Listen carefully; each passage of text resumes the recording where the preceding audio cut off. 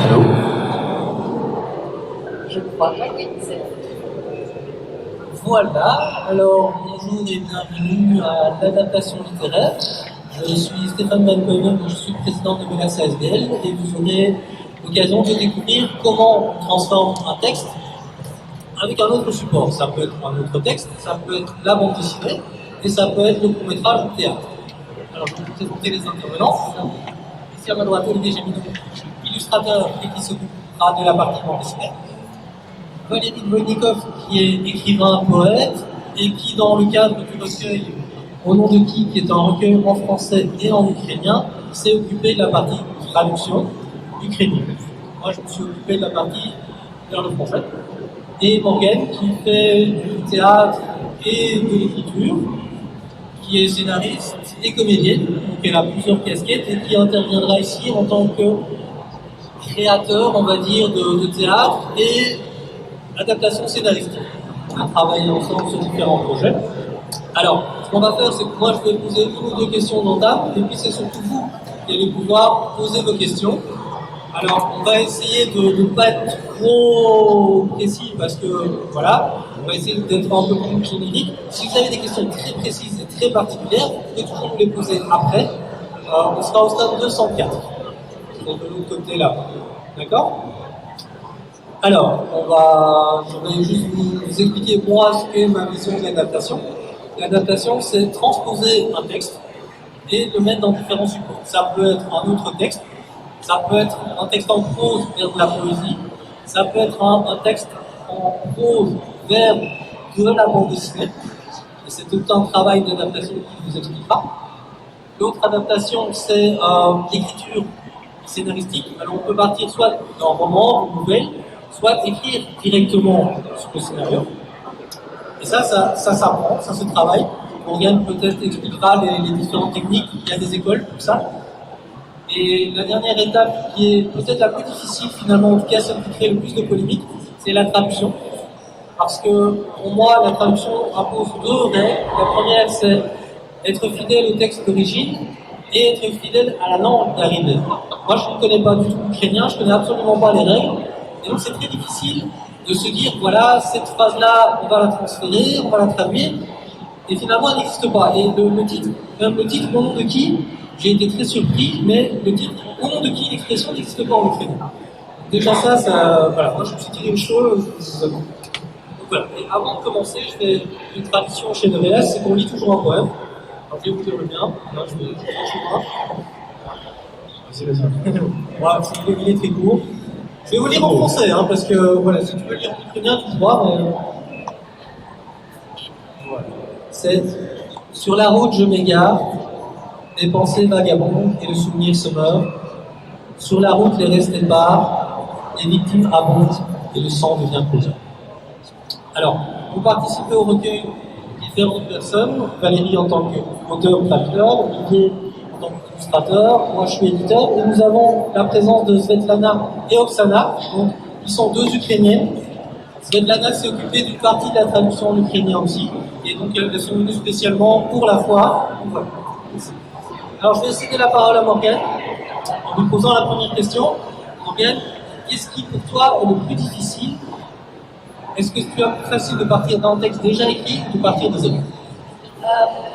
En fait, les deux sont très différents au niveau de l'approche, parce que quand on part d'un texte déjà écrit, il faut savoir que tout n'est pas forcément adaptable en scénario ou en écriture théâtrale. Et quand on part de rien, là c'est surtout aussi d'arriver à être concrète dans la façon dont on écrit les choses, que ça se fasse comprendre, parce qu'on peut avoir une idée qui est très claire dans notre tête et qui sur le papier est un peu obscure pour les lecteurs ou les gens qui... Moi, la question pour Olivier, au niveau de l'adaptation, est-ce que c'est plus facile pour toi d'avoir carte blanche, c'est-à-dire que j'écris le scénario, je fais la BD, ou est-ce que la collaboration qu'on a eue, finalement, ne t'a pas trop mangé, perturbé, tu as pu t'intégrer à mon idée facilement? Ce que je répondrais, c'est toi, qu'est-ce que tu en penses? Moi, je suis satisfait. Parce que En fait, il n'y a pas vraiment de réponse à cette question-là. Ça dépend de comment ça se passe. La relation entre un dessinateur et un scénariste, c'est une relation entre des personnes. Et l'adaptation d'un scénario, ça dépend de comment ça se passe. Je sais que j'ai besoin de pas mal de liberté et je l'ai pris par rapport à ton texte. Et d'un autre côté, je crois quand même que travailler à deux permet d'aller vers un projet plus important que ce qu'on voudrait plus faire seul. Alors, tu es poète et on sait très bien que traduire un texte, c'est plus facile que de traduire la poésie parce que les idées se transmettent de manière différente. Et dans le travail que tu as pu faire ici, est-ce qu'il y a un texte ou quelque chose qui t'a posé problème, soit au niveau d'un texte en particulier, soit plutôt la compréhension de l'idée à transmettre? Ou est-ce que tout a été moins facile ou plus difficile? Je pense que la traduction, c'est déjà quelque chose d'assez difficile. Alors, la traduction de la poésie, certains disent que c'est impossible, c'est du domaine d'impossible. Moi, je pense que c'est tout à fait possible, mais il faut se tenir vraiment à certaines règles. On a parlé tantôt du titre qui était intraduisible, donc on a pu trouver déjà quelque chose d'équivalent. Et quelque chose qui transmet la même idée. Alors imaginez la poésie, des textes qui sont remplis de paroles, de métaphores, etc. De travail vraiment de style, comment le transmettre dans une autre langue, c'est une vaste question, mais il faut trouver des équivalences, il faut jouer avec l'essence, il faut déjà comprendre ce que l'auteur a voulu dire. Pour moi, une des choses essentielles, c'est d'avoir un contact direct avec l'auteur, pour pouvoir aussi discuter avec lui de différentes choses, aussi de lui envoyer le texte préparé, pour qu'il puisse aussi le corriger ou aussi revenir avec ses remarques, ses idées. Il faut toujours collaborer avec l'auteur, surtout pour un texte poétique. Et puis la poésie, il y a aussi deux côtés qui sont essentiels. C'est d'un côté le fond, c'est-à-dire le sens, et aussi la forme. Et ici, dans le cadre de la poésie ukrainienne, on a eu quand même beaucoup de difficultés parce que c'est une poésie classique, donc avec une forme classique. Et pour moi, il est très important de rester fidèle à l'original. Donc on se devait aussi le traduire de façon classique. C'est ça, garder les structures, par exemple. Tout à fait. Et au niveau de la bande dessinée, est-ce que tu as un schéma? Comment est-ce que tu travailles en fait? Si quelqu'un voulait un jour dire tiens, je veux travailler avec vous, comment est-ce que tu procèdes? Est-ce que tu fais un plan? Est-ce que tu découpes? Moi, je sais, mais nos amis ici présents ne savent pas. Est-ce que tu dois par exemple découper case par case, ou bien tu fais planche? Est-ce que tu fais chapitre par chapitre? Comment est-ce que tu procèdes? C'est une longue histoire, ça a évolué. Au départ, la bande dessinée, c'était des petites bandes de 3 cases qui passaient dans le journal. Et maintenant, c'est arrivé à faire des albums relativement épais, en nombre de pages. Il y a une époque où c'était très augmenté, 45 pages. Maintenant, on en sort. Et il y a une époque où il y avait une grille, le fameux grille de Maurice, qui était une nécessité parce qu'on travaillait par la pause, il fallait ça encore. Et ça, c'était des vieilles histoires. On est parti de là. Maintenant, on travaille par faire des doubles pages. Et de ces doubles pages, il faut essayer de créer un maximum d'approches visuelles.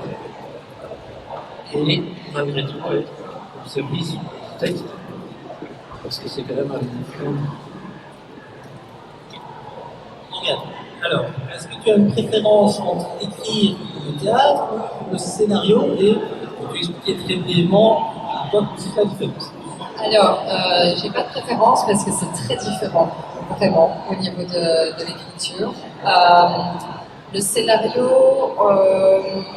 en dehors de tout ce qui est notion de dialogue, il y a des descriptions qui doivent être vraiment très, très concrètes pour que toute l'équipe qui va lire le scénario après puisse s'y retrouver en ce qui concerne tout ce qui est les décors, comment les personnages vont être habillés, etc. Il n'y a pas trop d'indications d'émotion en général parce qu'on laisse ça aux acteurs et aux actrices. Et pour le théâtre, là, c'est vraiment plus au niveau du dialogue. Et moi, ça m'arrive souvent quand j'écris pour le théâtre écrire tout haut en fait. J'écris en disant ce que je couche sur le papier pour être sûr que ça soit clair. Allez, au niveau de la langue, moi je l'ai rencontré dans le cadre de l'activité poétique. J'ai eu l'occasion de donner des cours de français à Chéri, donc je sais par expérience quelle est la difficulté de transmettre l'information. En échange, elle m'a appris quelques mots de russe. Mais qu'est-ce qui te pose comme problème au niveau de la traduction en passant d'une langue à une autre? Est-ce que c'est le langage, c'est la qualité du langage? Parce que nous n'avons pas tous la même manière de parler. Est-ce qu'il y a quelque chose qui t'embête vraiment dans cette approche? Franchement, il n'y a rien qui m'embête. Tout est du travail, tout est de l'expérience, et il ne faut pas se dire qu'on peut traduire un poème comme on traduit en texte. C'est de l'expérience. Et l'expérience, il faut l'acquérir en produisant beaucoup de poésie. Donc finalement, on travaille sur l'expérience, on acquiert les différentes façons de procéder. On essaie de tomber vraiment juste au niveau du son, parce qu'il y a la mélodicité de la langue, il y a une certaine mélodie. Et donc, il faut non seulement retransmettre le sens, comme je disais tout à l'heure, mais aussi la mélodie de la poésie, et donc le rythme. Donc, des fois, je me donne moi-même le rythme pour pouvoir le transcrire, parce que chaque poème a un rythme différent aussi. Voilà, et il faut dire qu'il y a que traduire du français en ukrainien, c'est vraiment différent de traduire de l'ukrainien en français. Voilà, il faut connaître vraiment les deux langues pour pouvoir retransmettre toutes les métaphores, parce que c'est surtout ça qui pose problème, c'est les métaphores qui se trouvent dedans, et qui, même des fois, on utilise des allusions, mais qui n'existent pas dans une autre langue du tout. Donc il faut savoir jongler avec tout ça, il faut trouver l'équivalent. C'est plutôt la recherche de l'équivalent, à part le rythme, à part la forme, à part aussi la façon de s'écrire. Donc il y a toutes ces choses, on les met ensemble pour essayer de créer quelque chose de finalement qui ressemble le plus à l'original. Comment en es-tu arrivé à la bande dessinée? Alors moi, j'ai travaillé avec toi dans différents secteurs d'illustration, mais aussi tu as un recueil de poésie sorti chez nous, tu écris aussi des textes. Et pourquoi est-ce que c'est vraiment la bande dessinée dans laquelle tu te sens plus à l'aise et plus heureux finalement? Alors, je ne sais pas si c'est dans la bande dessinée que je suis plus à l'aise, mais parce que pour moi, la bande dessinée et l'illustration, c'est mêlé. Je suis un enfant qui a appris à lire avec les collections Carousel, si ça dit quelque chose, qui était fait chez Dupuis. Et donc, pour moi, c'est la même chose. Donc, je suis autant illustrateur que dessinateur de bande dessinée, et je trouve que repousser un dessinateur de bande dessinée, c'est un peu l'empêcher de faire quelque chose. Bon. Alors, par rapport à la bande dessinée, c'est naturel chez moi, c'est une affaire de famille. Papa faisait ça, à plein temps, il faisait ça, et mon frère faisait ça, donc pour moi c'était naturel. J'ai commencé après les Beaux-Arts à Saint-Luc, section de bande dessinée, avec Stanislas comme professeur, tout de suite avec un contrat, et c'était ma première adaptation. C'était l'adaptation du dessin animé en stop motion de Pollux et le Champion, de cette dame qui est passée à la télé. Et donc, à cette époque-là, en 85-86, on m'avait donné une vieille cassette et loué un appareil, parce qu'on n'avait pas ça à la maison, pour regarder ça à la télé. Et de la documentation et un script qui pouvait servir pour le dessin d'animation. C'est comme ça que je suis tombé dans l'adaptation, que j'ai mis au point ma méthode, qui est une méthode de mesurer des calculettes. Donc j'ai mesuré, j'ai calculé, j'ai découpé en petits morceaux. Et puis, malgré tout, ces petits morceaux doivent être recoupés en pages, qui doivent être recoupés en séquences. C'est comme ça qu'on arrive à faire petit à petit. Voilà. Regarde, tu es comédienne aussi. Est-ce que le fait d'être comédienne a peut-être de handicap dans l'écriture? Les deux. Ouais. Vraiment, parce que d'un côté, oui, quand j'écris, je vais voir tout de suite ce qui fonctionne ou pas. Et du coup, quand je vois que ça ne fonctionne pas, je suis perdue et je m'empatouille à essayer de faire en sorte que la phrase sonne claire. Et c'est pour ça qu'en général, j'aime bien, quand il s'agit d'adaptation théâtrale, coécrire avec quelqu'un. C'est beaucoup plus facile que d'écrire tout seul, parce que tu as l'occasion d'entendre le texte dans la bouche de quelqu'un d'autre et du coup de voir ce qui va mieux. Tu peux me dire s'il y a des étapes, enfin, vraiment un vrai plan détaillé de tiens, en premier lieu, ben, je dois tout lire, 2, je dois faire l'analyse des personnages, 3, je dois faire des séquences. Est-ce que c'est comme ça que tu travailles ou... Tu parles avec quel... Faire l'adaptation. Pour faire l'adaptation. Je te donne un texte, comment tu fais? Ok, bah alors je vais le lire une première fois. À la deuxième lecture, je vais prendre des notes par rapport à ce qui me semble non adaptable à l'écriture, pour voir comment est-ce que ça peut être remplacé, ou est-ce que ça peut limite être évacué si ça n'a pas d'intérêt dans l'histoire même, une fois qu'elle est portée à l'écran ou sur scène. Et puis de là, ben, je fais vraiment un scène à scène, je découpe le livre, le matériau de base pour vraiment avoir scène par scène, vraiment. Un séquenceur. Alors, petite question piège. Allons-y. On a travaillé en collaboration sur le livre et sur d'autres projets. Moi, je ne suis pas du tout un fan de la traduction informatique. Mais il faut bien reconnaître qu'il y a 10 ans et aujourd'hui, l'ordinateur, l'informatique a vraiment évolué. Alors, est-ce que toi, qui as peut-être utilisé... Moi, je l'ai fait. J'ai fait les deux, j'ai comparé, j'ai pris la peine de faire mot à mot chaque fois pour vérifier comment le traducteur proposait. Mais toi, qui as l'expérience de la traduction et de l'interprétation, est-ce que tu trouves que la technologie est déjà bonne ou il y a encore des choses à améliorer ou est-ce que ça t'embête? Est-ce que tu as peur que les vrais traducteurs qui font des études comme ça soient finalement remplacés peut-être un jour par... Moi je pense que, et heureusement, ça n'arrivera jamais. En tout cas pour la poésie c'est impossible parce que j'ai fait l'expérience aussi, comme toi un peu, hein, j'ai repris le texte et puis j'ai fait la traduction qu'on appelle Google et alors j'étais vraiment très surpris parce que ça devenait très nébuleux et vraiment incompréhensible. Donc voilà, c'est vraiment des conseils pour moi pour les textes poétiques. Mais j'ai fait aussi l'expérience des autres textes. Par exemple, j'ai beaucoup travaillé pour aider les personnes qui fuyaient la guerre en Ukraine et donc qui venaient ici. Et on devait traduire aussi certaines brochures purement administratives. Et alors, je me souviens très bien qu'à un moment donné, le bourgmestre m'apporte une brochure, il m'a dit, voilà, on a fait Google, tout est bon, tu peux lancer le truc. Alors je me dis, ben ça va, je vais quand même un peu vérifier. Et en fait, c'était pour inscrire des gens à des cours de français, justement. Et on leur disait, donc la traduction Google leur disait, venez désarmer. Alors je pense que dans le contexte de la guerre globale, etc., si les Ukrainiens voient ça, ils vont se poser des questions. Surtout qu'il fut quand même des événements assez tragiques.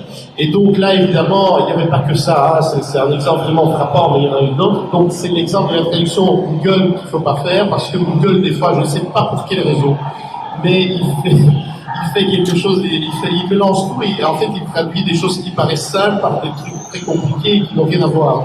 Donc vraiment se méfier et vraiment relire encore. Alors on a fait déjà un petit tour, je ne sais pas si certains d'entre vous ont déjà des questions très précises. Très précises et pertinentes. Alors, je ne sais pas si... J'ai une voix assez forte, sauf si on enregistre, je n'ai pas besoin de... C'est pas grave, je reformulerai derrière.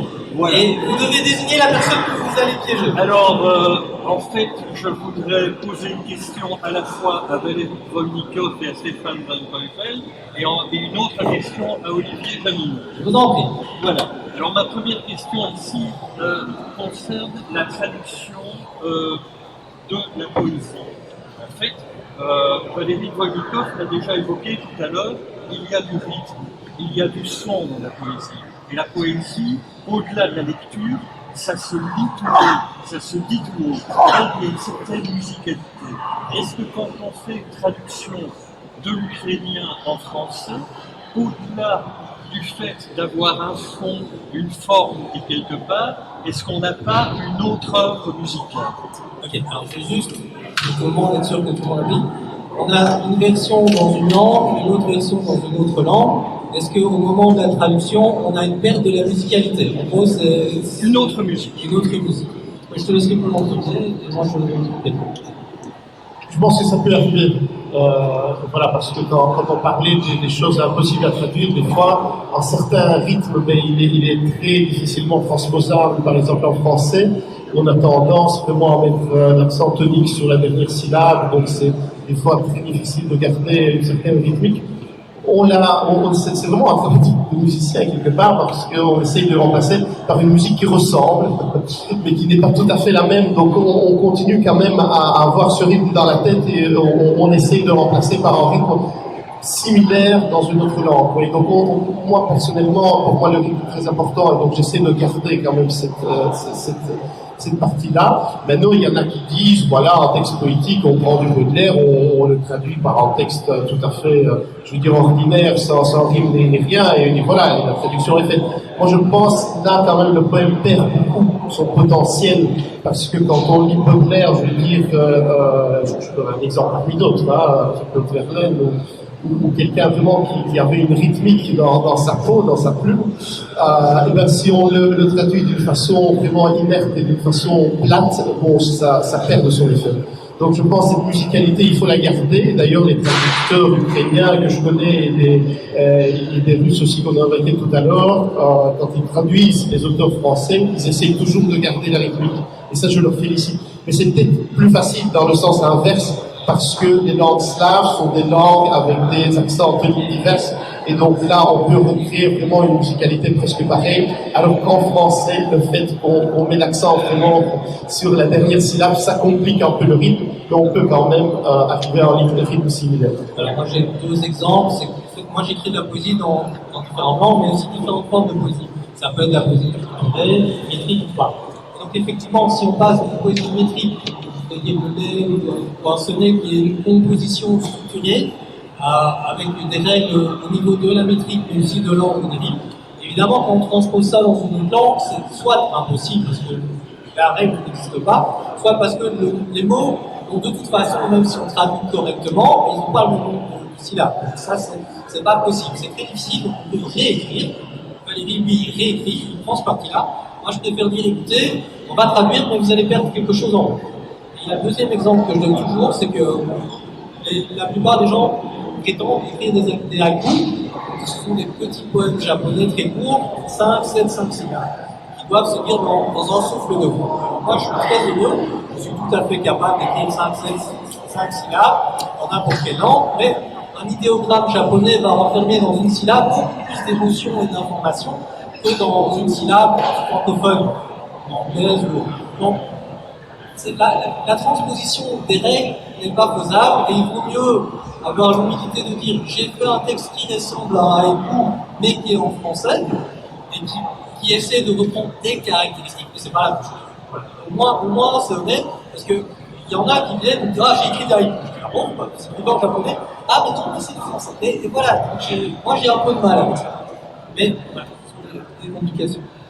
Si je peux rajouter quelque chose, moi j'espère qu'un jour l'humain va arriver à une langue universelle qui sera composée non pas d'une langue, comme par exemple l'Exposito qu'on a essayé qu'on a essayé de créer, mais qui sera composée de toutes les langues du monde. Pourquoi? J'explique. Parce que dans chaque langue, il y a des différences vraiment substantielles. Et que parfois, et ça je me rends compte vraiment en travaillant beaucoup la traduction, il y a des mots qui n'ont pas de traduction, il y a des concepts qui n'ont pas de traduction. Alors là, ce sont des choses qui enrichissent notre culture, notre langue, notre propre langue, et qui nous ouvrent des horizons totalement différents, totalement nouveaux.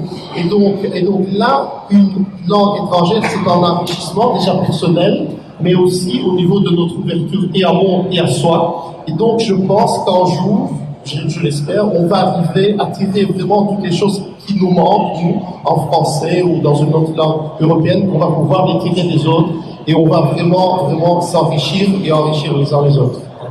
Vous avez une question pour Olivier, je pense. Oui. En ce qui concerne la bande dessinée, généralement, on voit effectivement un dessin. On voit même dans ce dessin du mouvement. Est-ce qu'il y a du son aussi?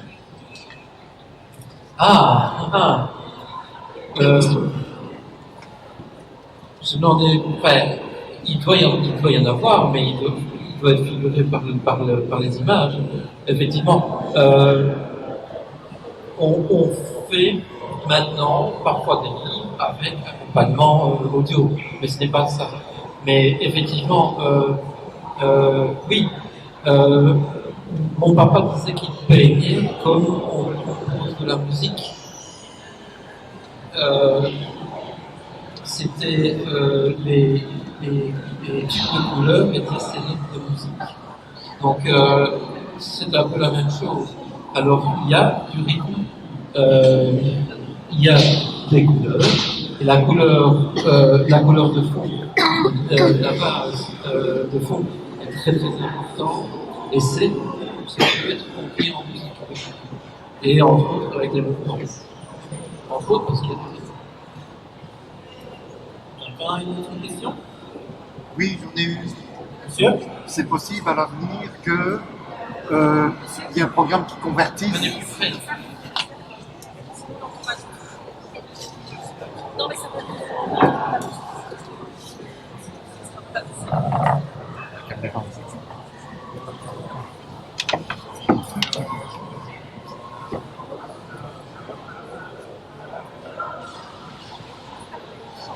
C'est possible qu'il existe à l'avenir des programmes qui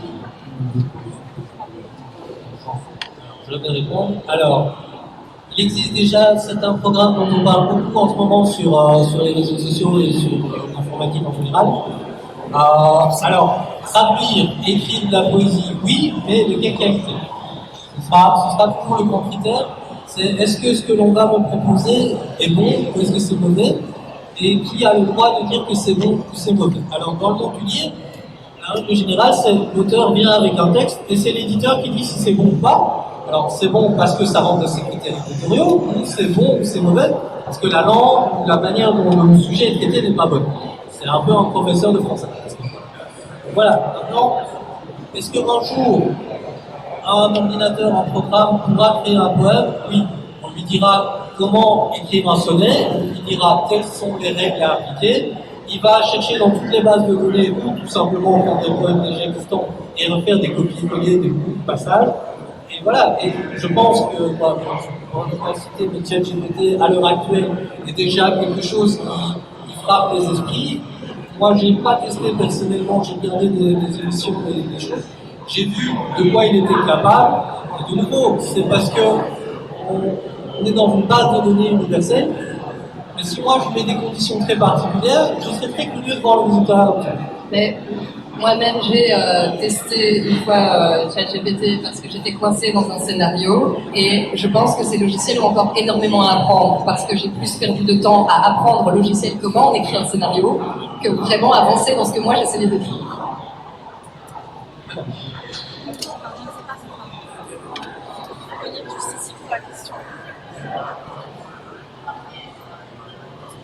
Laura Grimaldi, qui est une poétesse elle-même, que je présente, une poétesse italo-liégeoise, on peut dire comme ça. La poésie a à voir avec l'âme, et l'âme n'a vraiment rien à voir avec un ordinateur. Donc, il n'y a vraiment aucun problème et aucun souci pour dire pousser la porte ou tirer la porte, mais on ne peut pas traduire un poème. Un poème, c'est quelque chose qui est qui vient de l'intérieur de nous, de l'être qui est en train d'écrire, et ce souffle qui est là, il n'existe pas. Il n'y a pas de traduction du souffle dans l'ordinateur. Et je pense que chacun a ses limites, et je pense qu'il faut accepter ses limites et surtout même les valoriser. Voilà. Tout à fait. Et en fait, c'est la grande question de la forme et du fond. On est bien d'accord que sur le fond, c'est-à-dire l'émotion que l'on essaie de faire passer, je pense qu'un ordinateur aura plus de mal. Par contre, tout ce qui est aspect technique, purement forme, là, l'ordinateur aura, parce que, on vient de dire, on va lui apprendre à respecter les formes qu'il va devoir utiliser. Maintenant, est-ce qu'une émotion que nous, ce qu'on va ressentir finalement, est-ce qu'on n'aura pas aussi une émotion vis-à-vis d'un texte qui aura été écrit sur un ordinateur parce que ça va nous toucher personnellement, faire écho à quelque chose qui nous est propre? Voilà, ça dépendra de chacun. Je vais lire un poème, il y en a qui vont pas aimer, pourtant il y a des émotions quand je l'ai écrit. Ça, ce sera aussi le ressenti individuel. Oui, je pense que au niveau de l'émotion, et c'est ça, les machines n'ont pas encore appris à transmettre l'émotion. Et je pense que heureusement pour nous les humains, ils ne l'apprendront jamais, donc on sera toujours un peu devant à ce niveau-là. Et c'est vrai qu'en poème, c'est une petite émotion, comme tu disais tout à l'heure. C'est vraiment quelque chose d'important, c'est quelque chose qui renferme en soi une énergie, une vraie énergie vivante. Et là, si vous voulez, pour la transmettre, il faut que l'humain, pour transmettre de l'homme à l'homme, il faut en homme. Et la machine peut l'aider, peut l'encadrer, peut lui donner aussi certaines idées, c'est possible. Mais en tout cas, cette émotion, et c'est ça un peu le but dans texte politique et d'une traduction, c'est que en lisant en texte d'un auteur, on ressent certaines choses, et que quelqu'un qui ne connaît pas la langue, mais qui lit le même texte dans la sienne, ressent la même émotion. Vous voyez, on est vraiment très haut dans la hiérarchie, mais il faut tenter vraiment de... À compléter, vous avez sans doute entendu des chansons dans votre langue ou dans une langue étrangère. Et pourtant, même dans une langue étrangère, vous arrivez à ressentir cette émotion par la musique. Donc, la musique est en langage et une adaptation en émotion. Voilà. L'émotion, bien. Quelqu'un a une question? Monsieur derrière, vous en prie, venez en contact.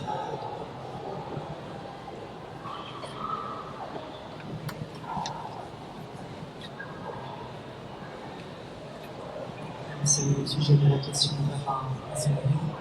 Vous avez dit que vous écrivez les actions, dans les émotions. Comment prend le comédien les improvises, ou alors il se réfère à l'œuvre principale dans la pratique? En fait, les émotions ne sont pas décrites dans le scénario, mais elles sont implicites, en fait. Et ça va être aussi à la discrétion du réalisateur qui va diriger les comédiens, qui va dire moi je pense que tu devrais plutôt te diriger vers la colère pour dire cette réplique. C'est vraiment en lisant le scénario, moi en tant que comédienne, quand je lis un scénario, je m'imagine très facilement la façon de parler des personnages.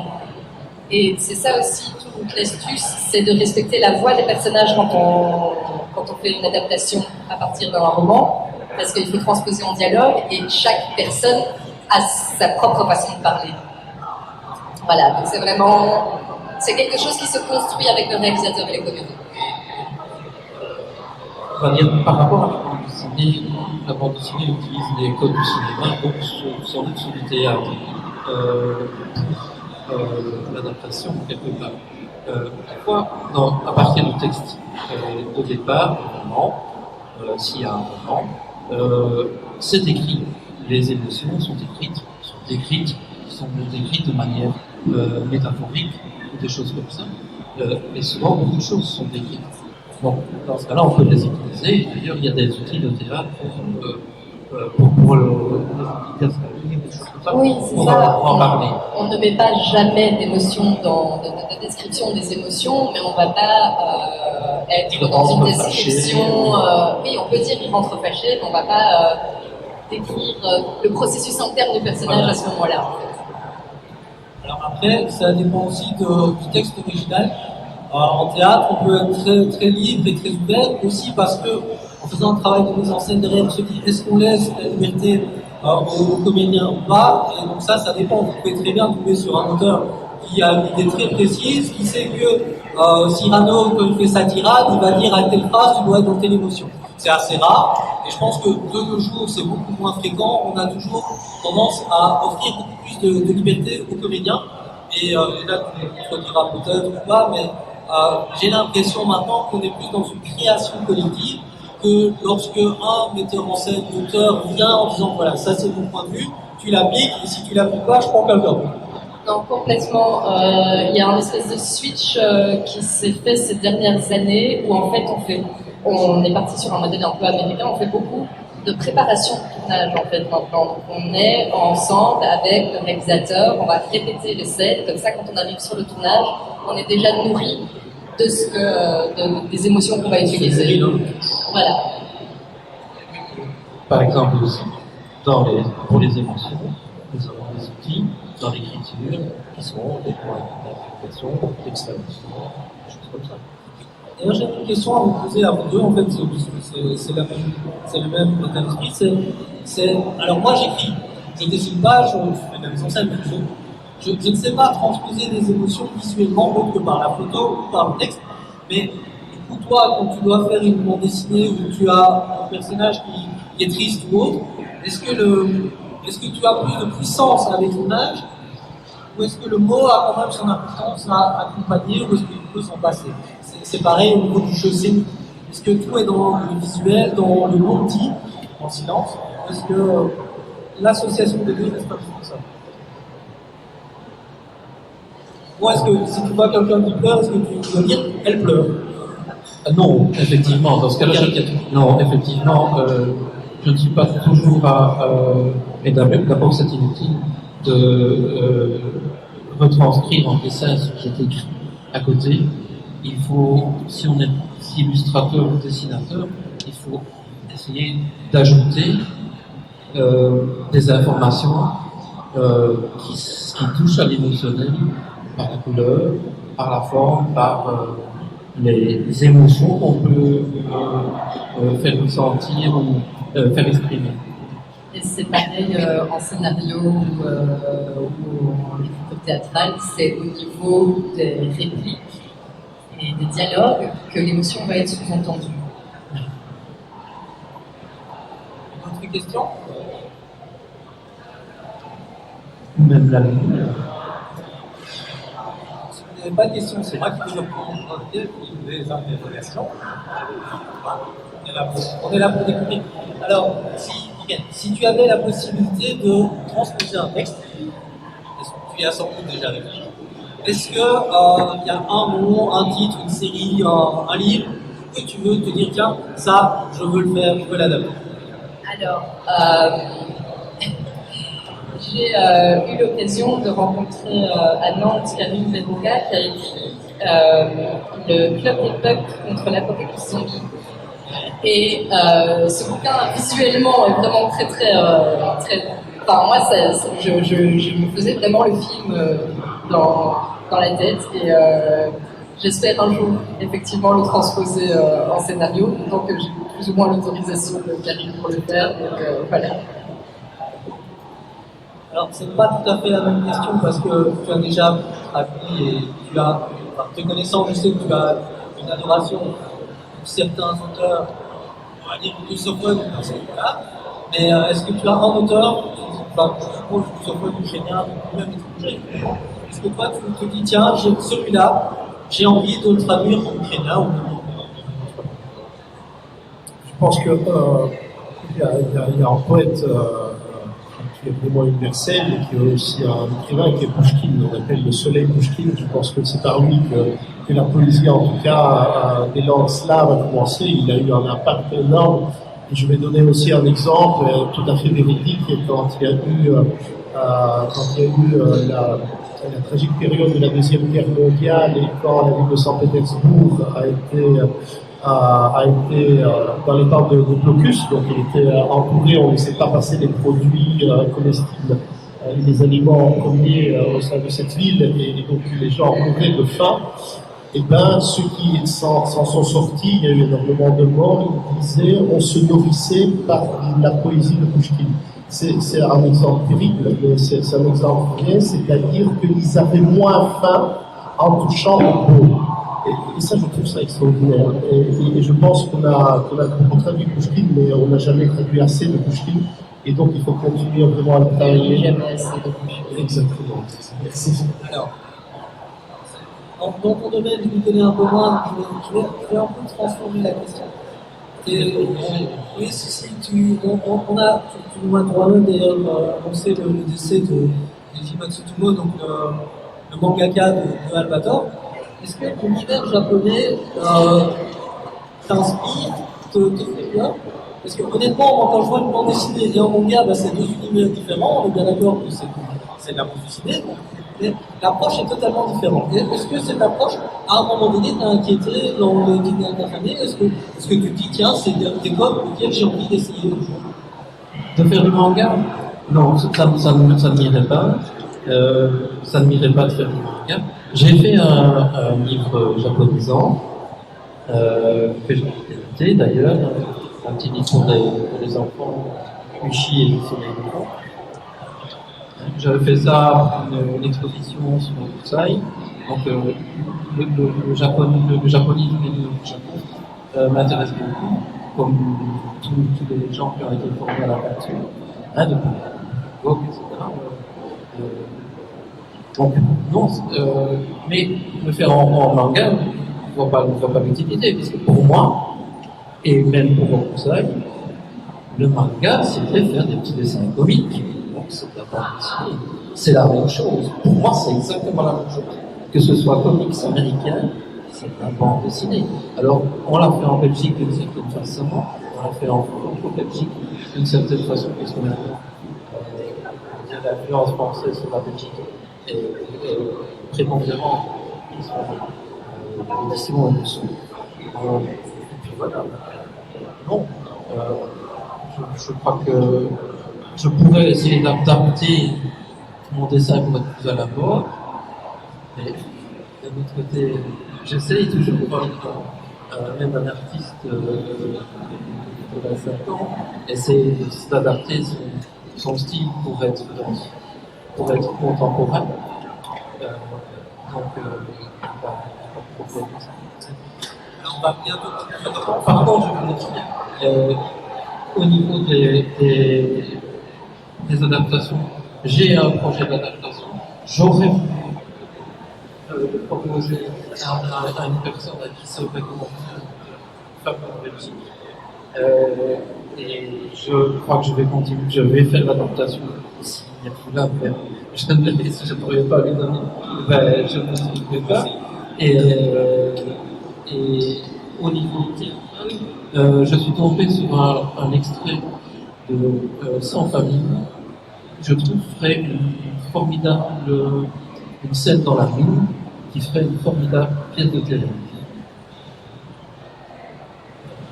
Alors, on arrive à la fin, plus ou moins. C'est très bien. Une question pour quelqu'un qui voudrait écrire un scénario ou une pièce de théâtre. 3 conseils, 3 erreurs à éviter. 3, c'est une façon de parler.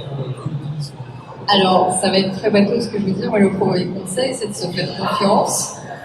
Parce que tant que les mots ne sont pas couchés sur le papier ou sur l'ordinateur, on ne sait pas ce que ça peut donner. Un conseil qui est plus technique, en tout cas pour ce qui concerne les scénarios et l'écriture théâtrale, c'est aller faire des ateliers d'écriture avec des professionnels. Parce qu'ils ont énormément de choses à vous apprendre et c'est toujours bien de revenir un peu à la théorie. Et en ce qui concerne les scénarios, n'hésitez pas à... c'est assez facile ces dernières années de trouver les scénarios de films qui sont diffusés actuellement. Et donc, un conseil pour voir vraiment comment on écrit un scénario, c'est de prendre le scénario et de regarder le film en lisant le scénario en même temps. Parce que là, vous verrez vraiment comment arriver à transmettre à l'écrit ce que vous voulez mettre à l'écran. En traduction, c'est une question très vaste, mais je ne sais même pas s'il y a des réponses qui existent. Et quels seraient les pièges à éviter quand on fait de la traduction? C'est pas plutôt sur les conseils aussi. Non, c'est pas des conseils, c'est plutôt Les voilà. pièges à éviter. Oui, c'est plutôt. Je pense que qu'est-ce que je ne dois pas vraiment. Voilà, si je fais ça, je vais me planter.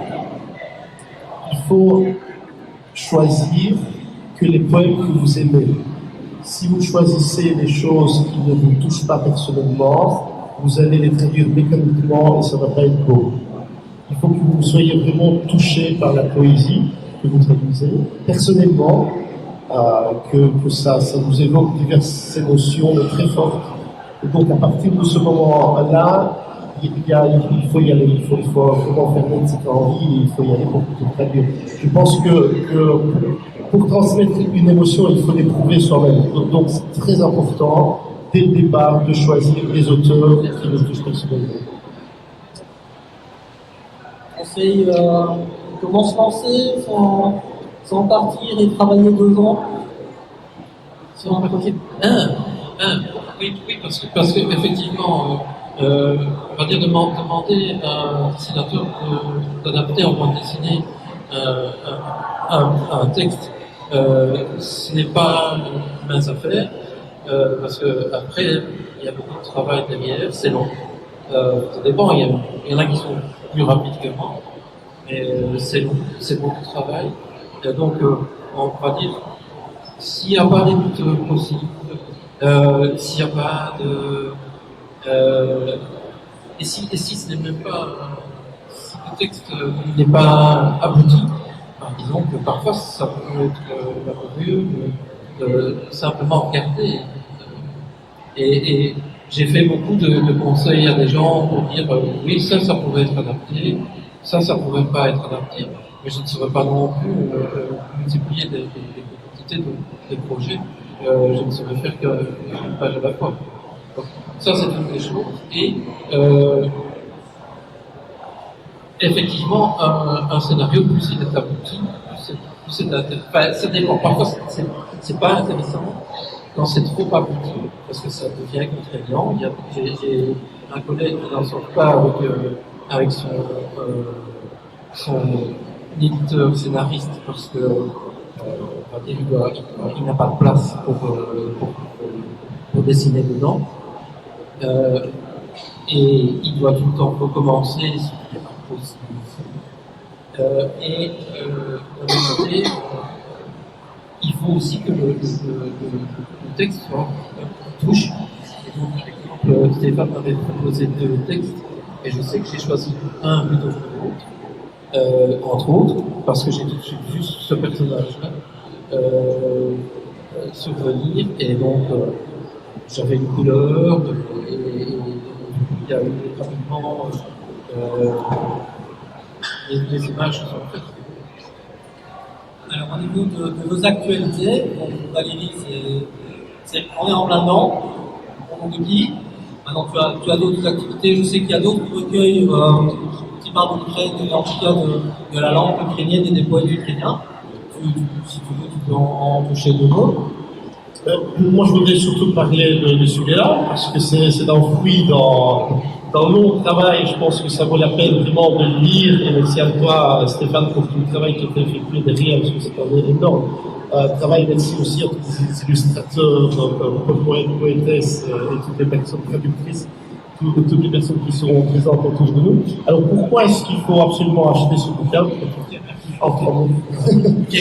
Alors, parce que tout d'abord, c'est une poésie contemporaine, c'est une poésie vraiment à l'émotion, qui a été faite souvent au vif par des personnes qui vivent sous les bombardements, des fois. Donc, il y a vraiment des auteurs qui nous ont envoyé leurs poèmes en ukrainien, alors que derrière, il y avait des explosions. Donc, il n'y a rien de plus fort qu'une telle émotion, je pense. Et alors, tout ça, c'est non seulement décrit dans la langue originale, mais aussi traduit. Et on a essayé aussi de transmettre nos émotions ici, c'est-à-dire que les différents poètes francophones se sont ressemblés pour justement écrire un peu sur les sujets, sur le sujet de cette horrible guerre, pour aussi essayer de transmettre nos émotions qui ont été traduites dans leur langue, ce qui est vraiment très bien. Donc c'est un travail vraiment en coopération, et en plus ça s'est enrichi, c'était l'idée de Stéphane, évidemment par tous les illustrateurs et illustratrices d'Ukraine. Vous remarquez les formidables tournesols qui sont le symbole de l'Ukraine. Voilà, et il il y a plusieurs illustratrices qui sont parmi nous. Je vois ici Maria Zachenko, je vois aussi d'autres personnes qui sont dans la salle et qui pourront dédicacer le livre. Donc ça amuse vraiment. Je vois aussi des traductrices, Svetlana Popovic qui est là avec nous aujourd'hui aussi. Merci Svetlana d'être là. Et donc n'hésitez pas d'aller pour avoir une petite signature, c'est quand même excellent pour celui qui est à Milan évidemment. Donc voilà toutes les personnes. Au stand 204. 204. Et voilà, donc regarde sera là aussi. Donc, Et ce qu'il ne dit pas, c'est qu'on reverse 5 euros, qui coûte 15 euros, on reverse 5 euros à une association qui vient en aide aux Ukrainiens. Donc voilà. C'est vraiment. Une bonne action en achetant le livre. Voilà, exactement. Donc, ton actualité. Alors, je vais juste faire un peu la promotion de Paroles de Femmes. Ben oui, voilà, en parlant d'adaptation. On va travailler. Maintenant, tu as d'autres projets aussi au niveau cinéaste. Donc, tu parles de Paroles de Femmes alors? Non, mais donc oui, Stéphane est venu me voir avec un recueil qui s'appelle Paroles de Femmes en me demandant s'il était possible de l'adapter théâtralement et son écriture. Surtout d'y jouer aussi. Et c'est écrit de telle façon que il m'a facilité la tâche. On va surtout s'occuper de la mise en scène. Le texte est déjà très bien comme il est. On a d'ailleurs une des autres comédiennes, Sarah Philippe, qui est ici. Voilà. Et sinon, je suis en coécriture d'une pièce qui est adaptée d'un scénario à la base de ma co-autrice. Une double adaptation. Double adaptation, voilà. Et sinon, je viens d'apprendre aujourd'hui qu'un film dans lequel j'ai le rôle principal, un court-métrage d'un jeune étudiant qui s'appelle Cassie O'Shea, a été sélectionné à la compétition Next Generation pour le Central Film Festival. Il y a lieu au mois de... C'est fin avril, début mai. Olivier, alors ton actualité, c'est Angelus Niger numéro 2. Oui, mais qui aura de toute façon un autre titre, en fait. Oui, c'est pas encore le titre, c'est vrai. Je ne sais pas si tu le vois. Oui, c'est Campo, en principe. Et donc là, je suis en train de... Je suis au montage et au coloriage des deux dernières pages, normalement. Je suis au montage et au coloriage des deux dernières pages. Je faisais hier un grand terrain vague par lequel le livre devait s'échapper. Voilà. Maintenant, tu parles. Et je n'en dis pas plus. Et alors, pour la petite histoire, c'est un concours de circonstances. En fait, moi, je ne sais pas du tout dessiner. Et je fais de la photo. Et donc, je suis parti en Italie avec Morgane. Et le travail de Olivier est vraiment top parce que j'ai reconnu directement une de mes anecdotes. Alors, il s'est avéré que pendant une de nos visites, c'est la place d'Argentine, je crois, il y avait de très beaux bâtiments et une jeune fille qui faisait des photos, habillée tout en noir. Et je trouvais que c'était très bizarre de voir une jeune fille tout en noir dans un soleil si resplendissant et qui avait un très bel appareil photo. Voilà, photographe, moi je regarde, je l'ai pris en photo pendant qu'elle faisait ses photos. Et ça m'a donné envie d'écrire une petite histoire, de le mettre en roman photo. Et ce que j'ai fait, c'est que tiens Olivier, toi qui es dans la BD, je te donne le roman photo, continue. Et donc c'est comme ça que l'histoire est née. Et dans le tome 2, j'ai voulu remettre aussi une petite séquence de photos. J'ai adapté mon texte original pour inclure. J'habite près du Saint-Pantin et là il y a des jeunes gens qui font de l'escalade. Et donc je suis arrivé à un moment donné où des personnes faisaient de l'escalade sur le bord du Saint-Pantin. Et j'ai pris une dizaine de photos et il a intégré ce passage-là dans le livre. Voilà. J'essaie que le concret de mon vécu puisse être transposé et utilisé. Et cette page-là fait du rythme, pour revenir à monsieur Exposé.